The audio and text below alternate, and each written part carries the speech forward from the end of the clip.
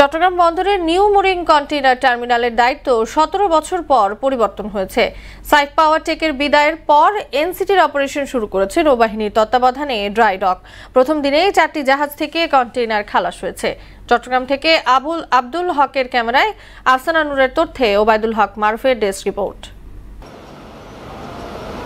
দেশের প্রধান বাণিজ্য প্রবেশদ্বার চট্টগ্রাম বন্দরের নিউ মুরিং কন্টেইনার টার্মিনাল 17 বছর ধরে পরিচালনার দায়িত্বে ছিল সাইফ পাওয়ার টেক। রোববার রাত 12টায় আনুষ্ঠানিকভাবে দায়িত্ব বুঝিয়ে দিয়ে সরে দাঁড়ায় প্রতিষ্ঠানটি।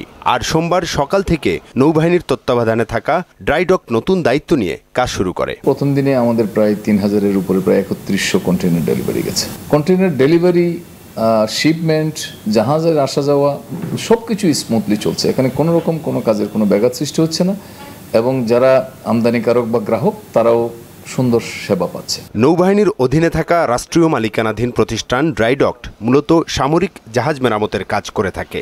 এবার বন্দর টার্মিনাল পরিচালনার দায়িত্ব নিয়ে কাজ শুরু করেছে তারা। প্রথম দিনেই 4টি জাহাজ থেকে প্রায় 3000 কন্টেইনার লোড আনলোড করা হয়। যেহেতু 6 মাসের জন্য তাদেরকে দেওয়া হয়েছে, আমরা 6 মাস একটু দেখি, আমরা তো বুঝতে পারবো যে কি হচ্ছে। আমি আশা রাখবো যে নৌবাহিনী ভালো করবে। আশা করি এটা সুফল ব্যবসায়ী মহল থেকে আরম্ভ করে বাংলাদেশের সকলেই আশা করি এই বর্তমানে যারা এই দায়িত্ব নিয়ে কাজ করতেছেন তাদের এই কর্মতৎপরতার মাধ্যমে অতীতের চেয়ে অনেক ভালো কিছু প্রত্যাশা করতেছে। কন্টেইনার খালাসে ধীরগতি, জাহাজ জট এবং খরচ বৃদ্ধির অভিযোগ বহুদিনের। নতুন ব্যবস্থাপনায় C&F এজেন্টরা চাইছেন সেবা সহজ ও সময়মতো নিশ্চিত হোক।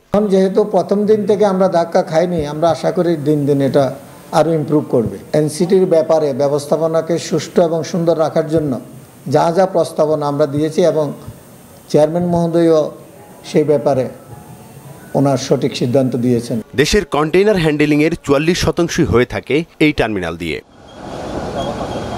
ওবায়দুল হক মারুফ, মোহনা টেলিভিশন।